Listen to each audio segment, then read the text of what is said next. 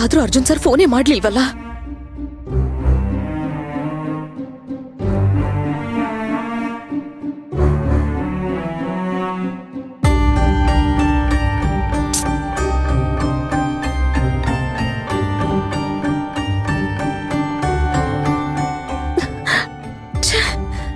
ಅರ್ಜುನ್ ಸರಿಯಾಗಿ ಫೋನ್ ತೆಗಿತಾ ಇಲ್ಲ. ನನಗಂತೂ ಎಷ್ಟು ಟೆನ್ಷನ್ ಆಗ್ತಿದೆಪ್ಪ. ಅಲ್ಲಿ ಏನಾಗ್ತಿದ್ಯೋ ಏನೋ ಒಂದು ಗೊತ್ತಾಗ್ತಾ ಇಲ್ಲ. ಮೊದ್ಲೇ ಮಾಟ ಮಂತ್ರ ಮಾಡೋರು ಇವರನ್ನೆಲ್ಲ ಹೇಗ್ ನಂಬೋದು? ಯಾವಾಗ ಯಾರಿಗೇನ್ ಬೇಕಾದ್ರೂ ಮಾಡ್ಬಿಡ್ತಾರೆ.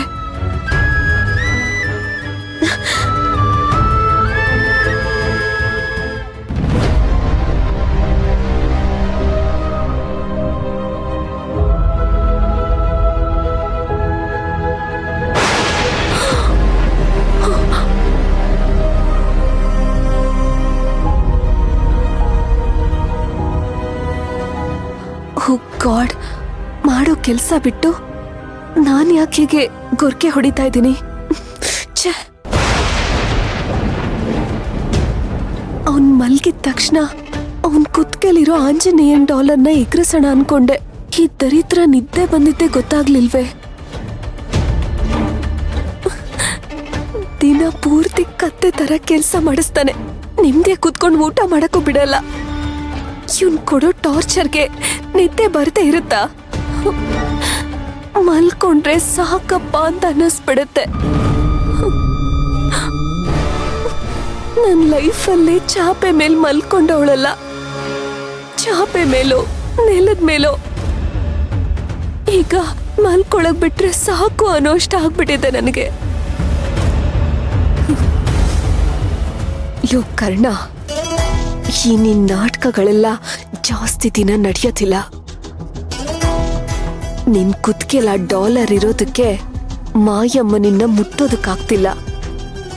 ಈಗ ನೋಡು, ನಿನ್ ಕುತ್ಕೆಯಿಂದ ಅದನ್ನ ಎತ್ತಿದ್ದೀನಿ.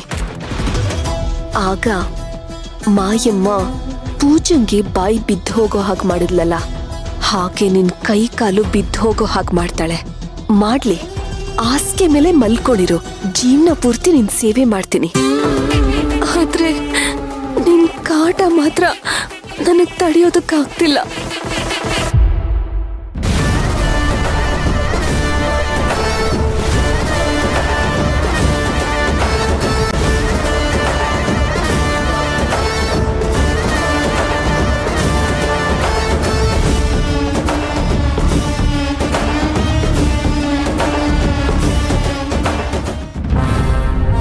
ಯಾಕೆ ಪೂಜಾ, ಯಾಕೆ ಯಾವಾಗ್ಲೂ ಈ ತರ ಬೈದಲ್ಲೇ ಕೂತಿರ್ತೀಯಲ್ಲ?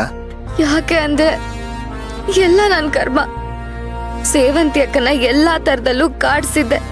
ಆ ಕರ್ಮ ಇವತ್ತು ನನ್ನನ್ನೇ ಕಾಡ್ತಿದೆ.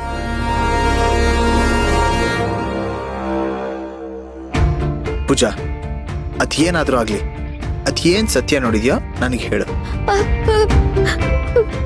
ಏನು ಇಲ್ದೇನೆ ನಿನಗಿದ್ದಕ್ಕಿದ್ದಾಗ ಈ ತರ ಆಗಕ್ ಸಾಧ್ಯನೇ ಇಲ್ಲ. ಯಾರೂ ನಿನ್ನ ನಂಬ್ತಿಲ್ಲ, ಆದ್ರೆ ನನಗೆ ನನ್ನ ಹೆಂಡತಿನ ನಂಬೇಕು ಅಂತ ಅನ್ನಿಸ್ತಿದೆ. ಯಾಕಂದ್ರೆ ಅವಳು ಸುಳ್ಳು ಹೇಳದೇ ಇಲ್ವಲ್ಲ. ಅದು ಯಾರ ಹತ್ರ ಸುಳ್ಳು ಹೇಳಿದ್ರು, ನನ್ನ ಹತ್ರ ಮಾತ್ರ ಸುಳ್ಳು ಹೇಳದೇ ಇಲ್ಲ. ಹೇಳು ಪೂಜಾ, ಏನಾಗಿದೆ ಪೂಜಾ ನಿನ್ಗೆ?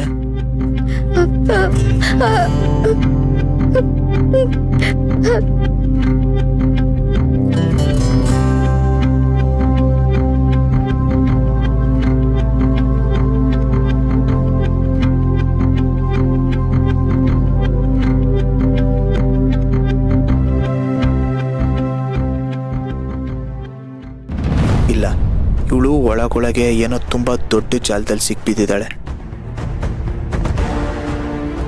ಅದನ್ನ ಹೇಳೋಕ್ಕೂ ಇಷ್ಟು ಭಯ ಪಡ್ತಿದ್ದಾಳೆ ಅಂದ್ರೆ ಏನೋ ದೊಡ್ಡದಾಗೆ ನಡೆದಿರ್ಬೋದು. ಅದನ್ನ ಹೆಂಗ್ ಕಂಡುಹಿಡಿಯೋದು? ಇಷ್ಟರ ಮೇಲೆ ನಾನು ಸುಮ್ಮನಿದ್ರೆ ಆಗಲ್ಲ, ಏನಾದ್ರೂ ಮಾಡಲೇಬೇಕು.